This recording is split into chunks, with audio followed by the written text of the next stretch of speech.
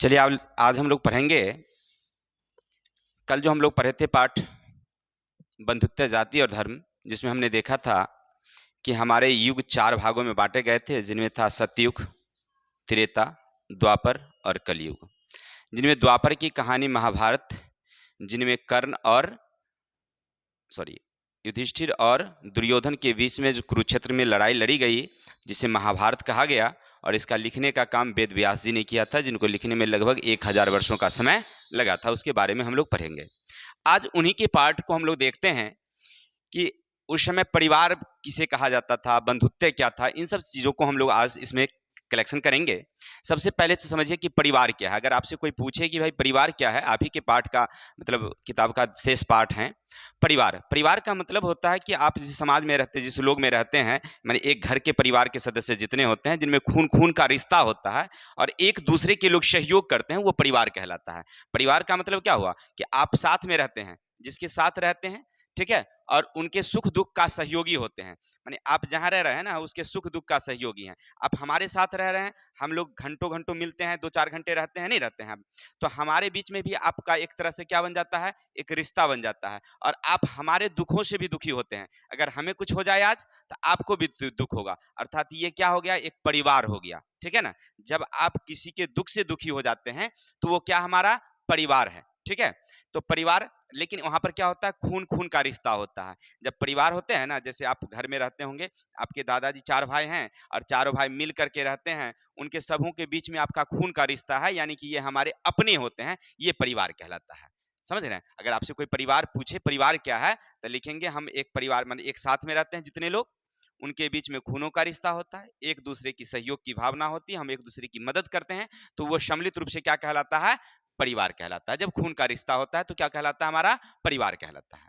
अब आगे है बंधुत्व क्या है। अगर आपसे कुछ कोई पूछ डाले कि भाई बंधुत्व क्या है, तो बंधुत्व का मतलब है, याद रखेंगे कि बंधुत्व का मतलब होता है भाई भाई में सहयोग। यानी हम आपस में जितने भाई हैं ना, सब एक दूसरे का सहयोग करते हैं, तो वो कहलाता है बंधुत्व, ठीक है। जब कभी कभी क्या होता है कि आपस में भाई भाई में झगड़ा होता है, भाई भाई आपस में मिल नहीं पाते हैं, तो वो क्या कहलाता है, हमारा बंधुत्व नहीं कहलाता है। लेकिन जब हम बंधुत्व की बात करेंगे, तो जितने हमारे भाई होंगे, वो हमारी एक दूसरे का क्या करेंगे, मदद करेंगे, सहयोग करेंगे, तो वो क्या कहलाता है, बंधुत्व कहलाता है, ठीक है। तो हमारे परिवार में जितने लोग होते हैं, यानी कि खास करके जो पुरुष लोग होते हैं, जब एक दूसरे की सहयोग करते हैं, तो वो क्या कहलाता है, हमारा बंधुत्व कहलाता है, ठीक है। तो कोई दिक्कत। अब चलते हैं कि हमारा उस समय समाज जो था ना, वो 2 वर्गों में था। खास करके किसके लिए, तो अधिकार के लिए। एक होता था पितृसत्तात्मक और एक होता था मातृसत्तात्मक। जब पिता के संपत्ति का अधिकार पुत्र के नाम से होता था, यानी पुत्र उसका मालिक होता था। अगर पिता हैं और पिता के बाद जो संपत्ति बची, उनके पिता की मृत्यु हो गई, तो जितने पुत्र हैं ना, सब आपस में बराबर बराबर बांट लेते थे, तो वो कहलाता था पितृसत्तात्मक। क्या कहलाता था उस समय, पितृक वंशिकता या पितृसत्तात्मक। यानी पिता के धन का मालिक कौन होता था, बेटा होता था। ऐसे खास करके पहले के समय में ऐसा होता था कि मान लीजिए जो परिवार का जो बड़ा बेटा होता था खास करके, तो बड़ा बेटा को ना उसका आधा हिस्सा से ज्यादा, मतलब उसको कुछ ज्यादा मिलता था। इसलिए क्योंकि वो रिलेशन के जितने लोग हैं उनकी देखरेख करेंगे, या उनकी माँ है उनकी देखरेख करेंगे, ऐसा भी होता था। अभी भी होता है बहुत सारे समाज में कि मान लीजिए आपके परिवार में जो संपत्ति है, धन है, जमीन है, ठीक है, और आपकी मतलब उनके पिताजी की मृत्यु हो गई, तो माँ बच गई घर में, तो अब उसकी माँ की देखरेख कौन करेगा, तो बड़ा पुत्र करेगा, ठीक है। और फिर रिश्तेदारियों में जितना भी जो सगे संबंधी के रिश्तेदारियां हैं, उनको देखरेख कौन करेगा, तो फिर उनके बड़े बेटे करेंगे। और उस सारा संपत्ति को, जितना संपत्ति है ना, उसके सब भाई में बंटवारा हो जाता था, लेकिन बड़ा बेटा को कुछ ज्यादा मिलता था हिस्सा, इसलिए ताकि वो परिवार का ज्यादा देखरेख करेगा। इसलिए फिर बाद में जो बचता था, जब उनकी माँ की मृत्यु हो जाती थी, तो फिर उसका शेष बटावर हो जाता था। लेकिन जो भी होता था, यानी पितृवंशिकता का मतलब हुआ कि पिता के संपत्ति के बाद, यानी पिता के मृत्यु के बाद उसकी संपत्ति के हिस्सा किसमें बांटा जाता था, पुत्रों में। ये कहलाता था पितृवंशिकता। और एक थी मातृवंशिकता। मातृवंशिकता का मतलब कि माता की संपत्ति, यानी उसमें पिता का कोई ज्यादा रोल नहीं होता था, माता का रोल होता था, यानी माता के नाम से जाना जाता था। जैसे अभी पिता के नाम से जाना जाता है, अभी अपने यहाँ क्या होता है, माता के नाम से कोई जाना जाता है, किसी को कोई जानता है माता के नाम से, कोई नहीं जानता है, पिता के नाम से जानता है। यानी आप भी जाने जाते हैं किसके नाम से, पिता के नाम से, और आपके भाई भी जाना जाता है किसके नाम से, पिता के नाम से। लेकिन सत्तात्मक जो होती थी, यानी कि माता की वंशिकता होती थी, उसमें माता के नाम से जाना जाता था। अर्थात खास करके क्या होता था कि जो पुरुष शादी होता था, वो लड़कियों के घर पर जाकर के रहते थे। ऐसा होता था कि लड़कियां की शादी के बाद उसको कहाँ जाना पड़ता था? लड़की के घर पर, ठीक है ना? अभी लड़कियां आती है उल्टा हमारे यहाँ, ठीक है? अब पहले क्या होता था, मातृसत्तात्मक में इधर से पुरुष जाकर के उनके यहाँ रहते थे, तो वहां पर पुरुषों के नाम से नहीं, किसके नाम से जाना जाता था? माता के नाम से, ठीक है? तो मातृवंशिकता। तब समझ गए आप? परिवार क्या समझ गए? परिवार में क्या होता है कि जितने सदस्य होते हैं, सबके बीच में सहयोग की भावना होती है, एक दूसरे की मदद करते हैं और एक दूसरे में खून-खून का रिश्ता होता है, यानी आपसी खून का रिश्ता, तो वो परिवार कहलाता है। बंधुत्व क्या है कि परिवार के जितने लोग हैं, भाई हैं, जो भी हैं, तो वो क्या करते हैं? एक दूसरे की मदद करते हैं, तो वो क्या कहलाती है? हमारी बंधुत्वता कहलाती है। पितृवंशिकता समझ गए कि संपत्ति पर पिता के बाद, मृत्यु के बाद पुत्र का अधिकार हो। मातृवंशिकता में माता का अधिकार होता है, पुत्र का कोई अधिकार नहीं होता है, ठीक है? चलिए आगे चलते हैं हम लोग। हमारा चैप्टर क्या कह रहा है कि परिवार में विवाह की स्थिति क्या थी। देखिए महिला की स्थिति क्या थी, तो परिवार में महिलाओं की स्थिति अच्छी थी, लेकिन पूर्णतः अच्छी नहीं थी। जैसे आपने देखा पहले जो हमारे सतयुग थे, तो सतयुग में जितने लोग थे, उनको ने स्त्रियों को खूब पूजा जाता था, स्त्रियों के साथ कहीं कोई भेदभाव नहीं होता था, माने उसको पूरा सम्मान मिलता था समाज में हो, घर में हो, माने उनको लोग देवता की तरह पूजते थे सतयुग में। उस समय सतयुग था। लेकिन जब त्रेता आया तो महिलाओं की स्थिति में थोड़ी सी गिरावट आई, ठीक है? जिसमें आपने देखा कि रामचंद्र जी अपनी पत्नी सीते को क्या कर दिए हैं? छोड़ दिए हैं, नहीं छोड़ दिए हैं। जब रावण लेकर के हर के चला गया था, 14 वर्ष बाद आने के बाद उनको ये कहा गया कि कुछ लोग उनको बोले कि भाई रावण के पास रह के आई है, तो क्या ये पवित्र हो सकती है? नहीं। तो रामचंद्र जी उनको क्या कर दिए हैं? त्याग दिए हैं। रामायण में ये बतलाया गया है ना, यानी कि थोड़ी सी स्थिति नीचे गिरी है, पहले इतना नहीं है लेकिन थोड़े नीचे गिरी है। द्वापर आते आते महिलाओं की स्थिति में काफी गिरावट आई है, लेकिन खास करके जो माता होती थी ना, उनकी स्थिति में कुछ अच्छा सम्मान था, लेकिन पूर्णतः अच्छा नहीं था। माने जितना होना चाहिए महिलाओं के सम्मान, उतना उनको परिवार में सम्मान नहीं मिलता है, कुछ कम हो गया था, ठीक है? अब चलते हैं मनुस्मृति, एक किताब है जो आपको पढ़ाए थे हम लोग कि मनुस्मृति मनु का लिखा हुआ किताब है। उसमें लिखा गया है कि राजा को कैसे रहना चाहिए, समाज की स्थिति क्या है, समाज में लोगों को और राजा के बीच में क्या क्या संबंध था, जो हम लोग पढ़े थे कि राजा खुद जाते थे और जनता के बीच में पता लगाते थे कि राजा से लोग खुश है कि नहीं है, नहीं वेशभूष बदल करके तो पता चलता था कि राजा से लोग कितने खुश हैं। ये सब बात किसमें लिखी हुई है? तो मनुस्मृति किताब में लिखी हुई है। लेखक कौन थे? मनु साहब थे, ठीक है? उनके हिसाब से किताब शादी कितने प्रकार के हैं? तो 8 प्रकार के होते हैं, याद रखेंगे। विवाह के प्रकार कितने हैं? तो 8 हैं। कौन कौन? तब ब्रह्म विवाह, देव विवाह, आर्य विवाह, प्रजापत्य, असुर, गंधर्व, राक्षस और पिशाच विवाह। कुल कितने विवाह हैं? 8 विवाह, 8 प्रकार के विवाह हैं, जिसमें सबसे अच्छा विवाह किसको माना जाता है? ब्रह्म विवाह को, याद रखेंगे। विवाह कितने प्रकार के? 8। सबसे अच्छा विवाह कौन? ब्रह्म विवाह, ठीक है? ऐसे एक आर्य विवाह जो होती है ये भी अच्छी होती है। देव विवाह, प्रजापत्य विवाह, ये 4 विवाह बहुत अच्छे हैं। ये असुर, गंधर्व, राक्षस और पिशाच। अब तो नाम से ही पता चल रहा है कि असुर माने क्या? राक्षस वाला विवाह।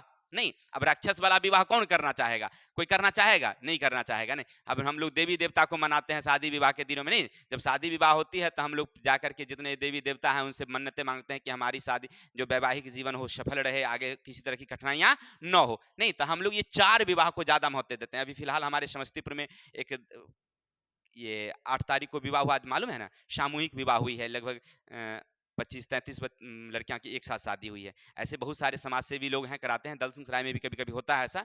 तो कहने का अर्थ है कि हमारी जो माने विवाह होते हैं ना, वो आर्य विवाह और ये जो प्रजापत्य विवाह, इस तरह में सामूहिक विवाह की योजना होती है। उसमें ज्यादा खर्च उर्च करने की जरूरत नहीं, ज्यादा इस तरह का मतलब माने एक परिवार सामाजिक लोग जो होते हैं ना, माने वो अब खर्च करके सब लड़कियों पक्ष के, लड़का पक्ष के लोगों को एक जगह इकट्ठा करते हैं और कम खर्च में ज्यादा लोगों की शादियां करवाते हैं। और खास करके जो गरीब परिवार के लोग हैं उसमें भाग लेते हैं।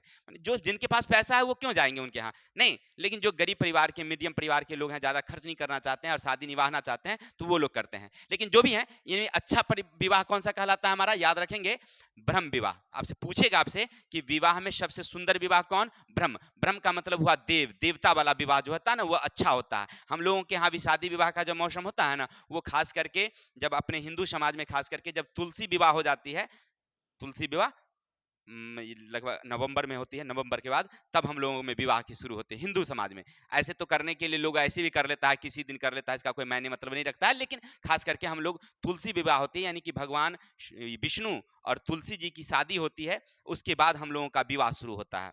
ठीक है, नवंबर में शायद होता है, उसके बाद हम लोग विवाह शुरू करते हैं, तब विवाह का दिन हमारे पत्रा में निकलता है। लेकिन ऐसे विवाह होते हैं, लेकिन उसी विवाह को हम लोग अच्छा मानते हैं। चलते हैं पुराणों की संख्या। ऐसे ग्रंथ बहुत सारे हैं, लेकिन पुराण की संख्या कितनी है? ये 18। याद रखेंगे, आपसे केवल पूछेगा कि पुराण की संख्या कितनी है? कुल 18। जैसे वेद पूछेगा, कितने वेद है?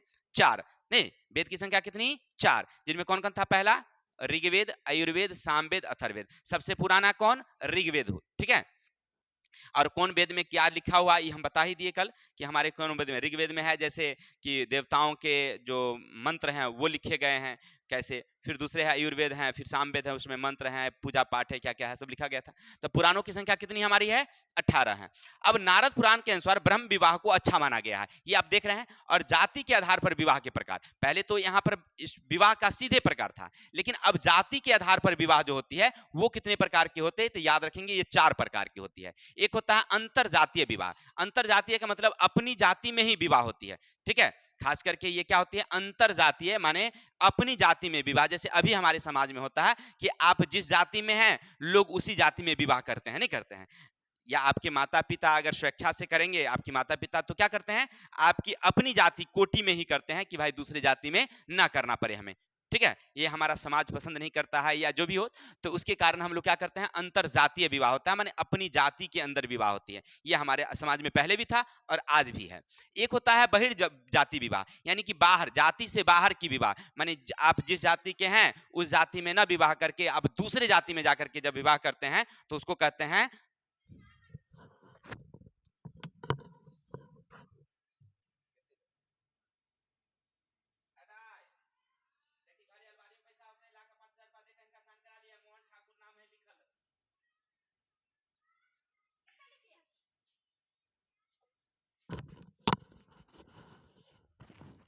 तो हम लोग पढ़ रहे थे कि बहिर्जाति विवाह का मतलब हुआ कि हम जाति से बाहर, यानी कि अपनी जाति को छोड़ करके जब हम दूसरे जाति में विवाह करते हैं तो उसको बहिर्जाति कहते हैं। अभी भी हमारे समाज में ऐसा चलता है और वो स्वेच्छा से चलता है, ऐसा नहीं जैसे आप जाएंगे जब ऊंचे वर्ग के लोगों में तो वो सिंह हैं, लेकिन सिंह के साथ शादी नहीं करेंगे, वो शर्मा के साथ करेंगे। टाइटल उनका क्या होगा? शर्मा होगा। और शर्मा है तो शर्मा के साथ नहीं करेंगे, वो ठाकुर के साथ करेंगे। ये खास करके जो ऊंचे वर्ग जिसको आप लोग बाभन कहते हैं उनमें ही देखने को मिलता है, लेकिन हम लोगों में ऐसा नहीं होता। हम लोग अगर यादव हैं तो यादव के साथ करेंगे, तेली हैं तो तेली के साथ करेंगे, नहीं ऐसे करके देखा। अगर साव में कानू है और सारे साव हैं तो उसमें नहीं होता, बस तेली तो तेली में करेंगे, नहीं करेंगे, इस तरह से देखने को मिलता है। लेकिन बहिर्विवाह क्या होता है अभी भी हमारे समाज में है। और ऐसे तो अब धीरे धीरे क्या हुआ है ना, जातियां खत्म होती गई है, जातियां धीरे धीरे क्या हो रही है? दूर होते जा रही है। बहुत सारे लोग देखते हैं, अब गांव में थोड़ा सा बना हुआ है, शहर में आप जाइएगा तो आपको इस तरह की देखने को नहीं मिलेगा। हम लोग मतलब हमारे एक नाना जी थे तो कलकत्ता में थे ना, तो एक जाति का मतलब ऊंचे जाति के लोग थे, जाति अपने टाइटल में क्या लिखते थे? ऊंचा जाति। और एक राम से वो शादी कर रहे थे, तो हमारे नाना जी ना पूछे उनसे, बोले कि आप लोगों को बुझने नहीं आता है, आप लोग गांव के आदमी हैं, गांव में समझिए, यहाँ हम लोगों का यहाँ क्या जरूरत है?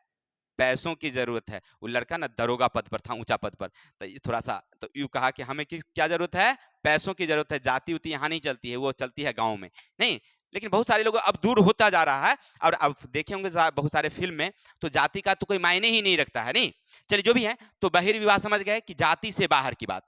अब बहुपत्नी विवाह, पहले ऐसा होता था जो राजा महाराजा होते थे, जब पास जिनके पास काफी संपत्ति होती थी, वो लोग बहुपत्नी रखते थे, यानी एक एक लोगों को 5-5, 10-10 पत्नियां हुआ करती थी, ठीक है। जैसे राजा अकबर की तो 3 पत्नियां तो मुख्य रूप से थी। राजा अकबर की कितनी पत्नियां थी? 3 मुख्य रूप से। इसके अलावे और पत्नियां थी, शाहजहां को कई पत्नियां थी, नहीं, और बहुत सारे लोगों को जैसे राजा जनक, रामचंद्र जी की जो माँ थी वो कितनी थी?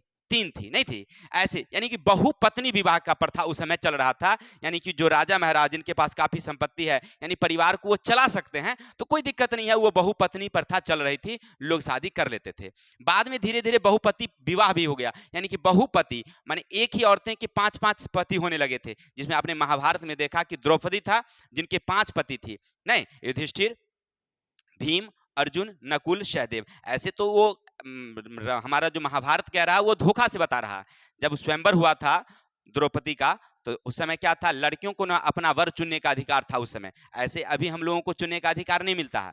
नहीं, लड़कियां बड़ी हो गई, वो लड़की क्या पसंद करती है, क्या चाहती है, उन्हें कोई मतलब नहीं रहता है। परिवार के लोग गए, परिवार के लोग देखे, लगा उनका योग्य है तो चलो इनसे शादी करवा देते हैं। लेकिन पहले ऐसा नहीं होता था। पहले क्या होता था, लड़कियों को ना स्वयंवर कराया जाता था और सारे राज्यों में घोषणा कर दिया जाता था कि जो भी योद्धा लोग हैं, जो वीर लोग हैं, वह इस स्वयंवर में भाग लें। एक शर्त रखी जाती थी, उस शर्त को अगर पूरा कर देता था, लड़कियां उसको स्वीकार कर लेती थी। या मान लीजिए अगर कोई शर्त नहीं होता था, चलिए शर्त को छोड़ दीजिए, लड़कियां ऐसे ही खुद जाती थी और जो उसको लगता था कि ये लड़का योग्य है, हमारे योग्य हैं, चलो हम उसे शादी कर लेते थे। पहले स्वयंवर का रचना होता था, यानी लड़कियों को ना मतलब वर चुनने का अधिकार दिया जाता था। लेकिन अब यह प्रथा खत्म हो चुकी है, लगभग ऐसा अभी नहीं होता है। अब धीरे धीरे हम लोग समाज में स्वतंत्रता देख रहे हैं, तो लड़कियां अब चुन रही है, लेकिन ऐसा समाज की तरफ से अलाउ नहीं है। पहले माता पिता समाज सब लोग इसको अलाउ देते थे कि लड़कियां खुद, देखे होंगे आप टेलीविजनों में, धारावाहिक में, कि किस तरह की लड़कियां स्वयंवर रचाती थी और उसमें लड़कियां खुद जाती थी टहलते हुए। जितने राजा होते थे या जो भी लोग होते थे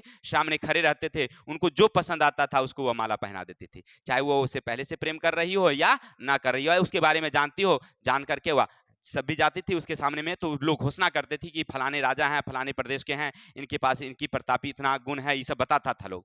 वो लड़की को लगता था कि नहीं योग्य है तो चलो इसे शादी कर लेते हैं, ऐसा होता था। और उनके पास ऐसा नहीं कि उनकी उम्र का भी कोई सीमा नहीं होता था, उनकी उम्र का भी उस समय में सीमा, जैसे द्रौपदी का जो स्वयंवर हुई थी, द्रौपदी का स्वयंवर, उसमें बहुत सारे लोग पहुंचे हुए थे, ठीक है।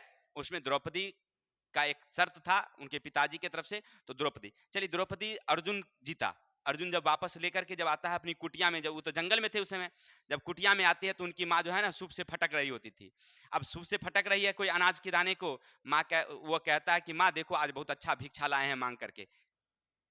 माँ बिना देखे हुए कहती है पांचों भाई बांट करके रख लो, पांचों भाई बांट करके रख लो।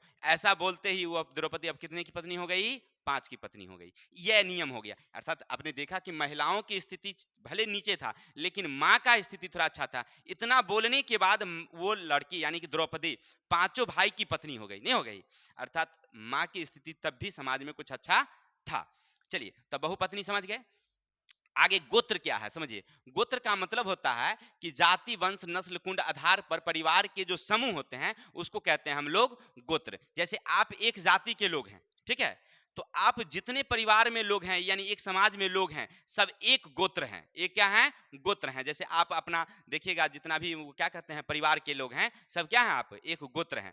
जैसे मान लीजिए आप के दादाजी होंगे, उनके 4 भाई होंगे, फिर उनके 4 भाई से 4 भाई होंगे, नहीं होंगे। तो सब परिवार तो अलग अलग हो गया, सब अलग अलग रह रहा है, कोई एक दूसरे का सहयोग नहीं कर रहा है, एक दूसरे से लोग जलते हैं। चलिए, सब जो भी बातें होती है, लेकिन जब जाति की बात आवे, समूह की बात आवे, तो वे एक साथ मिलकर रहते नहीं रहते हैं, तो इसको कहा जाता है गोत्र।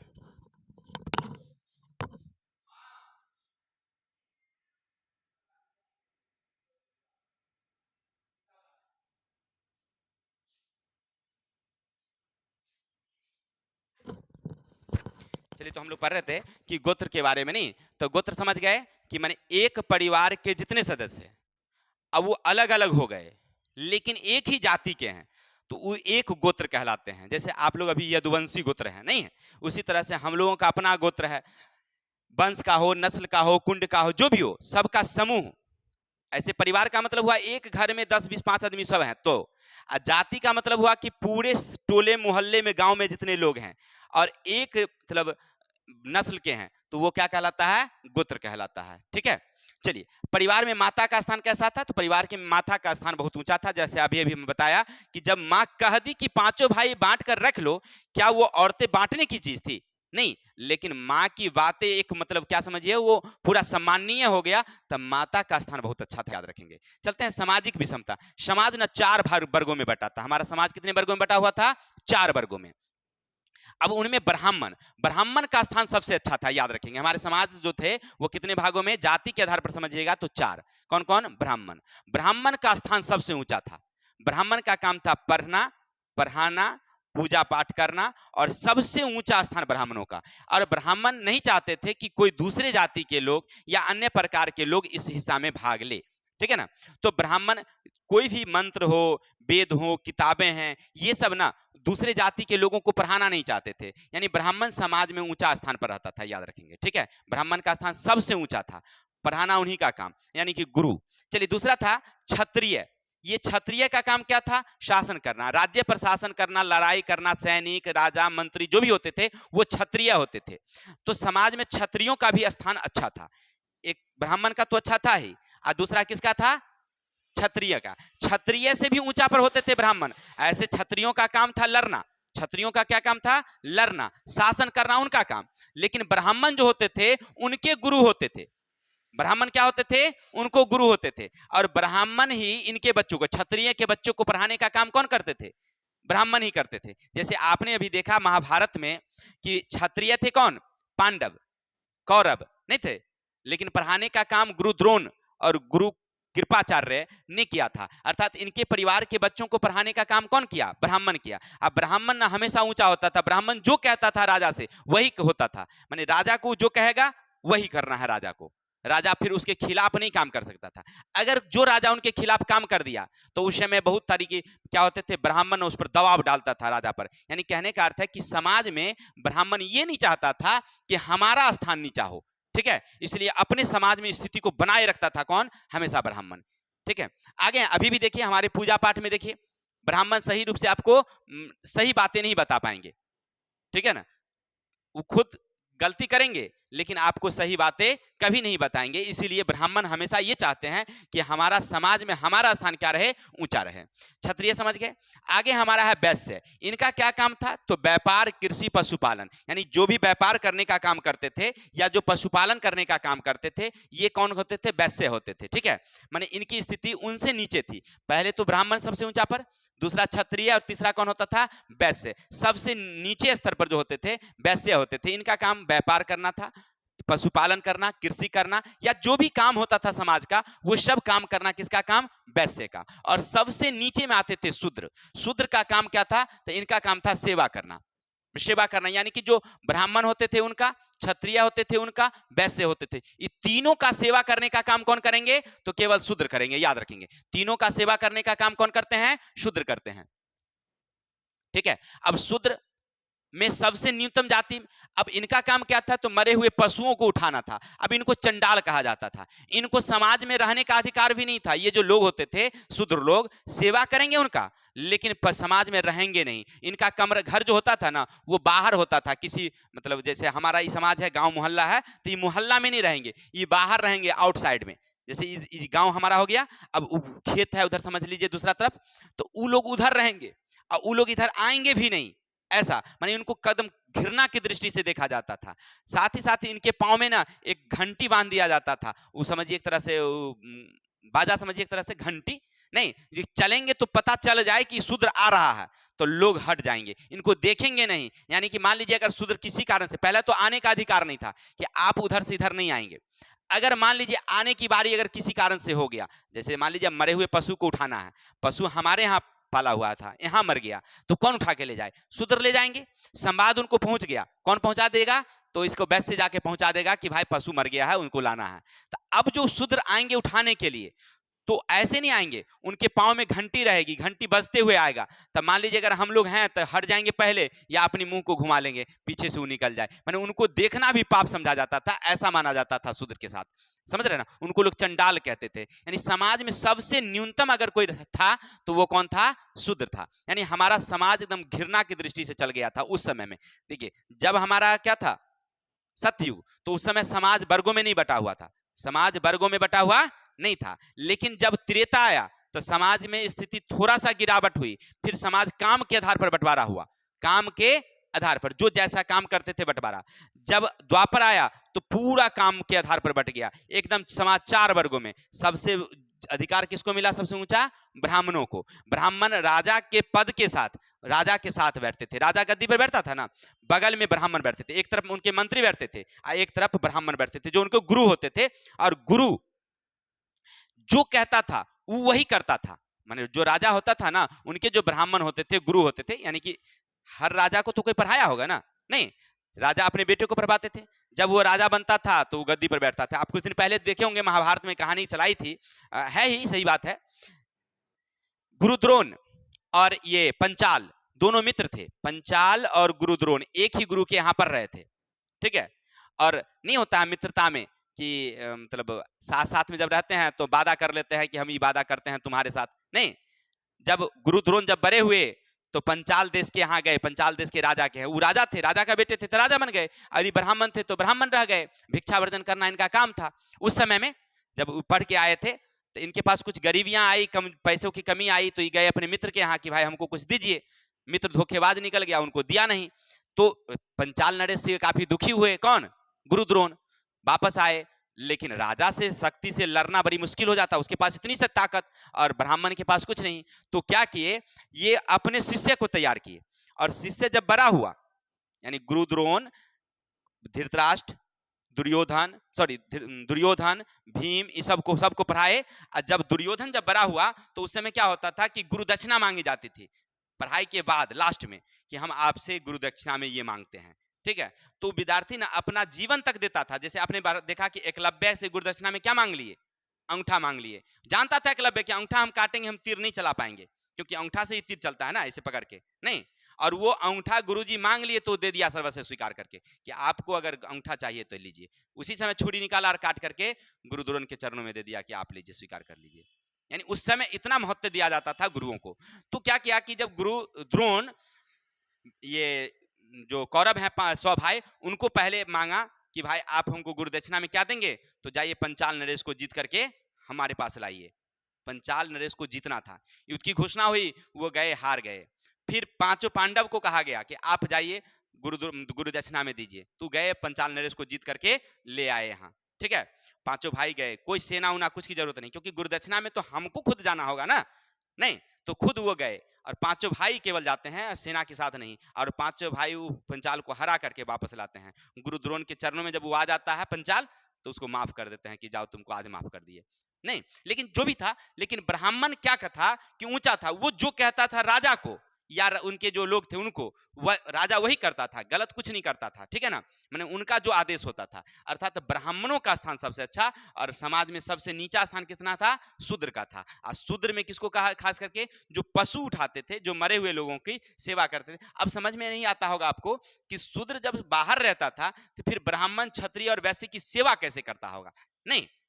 आपके दिमाग में जब वो समाज घर से बाहर रहे तो वो सेवा कैसे कर सकता है? अब सेवा करने का मतलब ये मत समझिएगा कि उसका पांव दबाता है, ये मत समझिएगा क्या उसके घर में रहता, ऐसा नहीं। मैंने जो काम होता था, न्यूनतम काम, जैसे मवेशियों को उठाना है, या साफ सफाई का काम होता था, नाला नलकी की साफ करना होता था, ठीक है ना, खेतों का काम करना होता था, तो ये सब काम शूद्र करेंगे, ठीक है। जो धनाढ़ मतलब जो ब्राह्मण होते थे, क्षत्रिय होते थे, वो लोग ये सब काम नहीं करते थे, ठीक है। तो इस तरह से हमारा समाज कितने वर्गों में उस समय बटा हुआ था? कितने वर्गों में? 4 वर्गों में, ठीक है। तो हमारा ये अध्याय इस तरह से कहता है कि सबसे पहले क्या था हमारा, कि परिवार क्या है, बंधुत्व क्या है, पितृसत्तात्मक, मातृसत्तात्मक, विवाह कितने प्रकार के, फिर जाति के बाद विवाह कितने प्रकार के, फिर हमने देखा कि माता का क्या स्थान है, और समाज कितने वर्गों में बटा हुआ था। क्लियर? पिछले दिन हमने पढ़ा कि हमारे कितने वेद हैं, फिर हमारे कितने लोग थे, सब लोगों में किस तरह के लोग रहते थे, वेद कितने थे, सब देख लिए। तो हमारा ये अध्याय खत्म होता है, ठीक है। आज के लिए इतना ही, कल देखते हैं।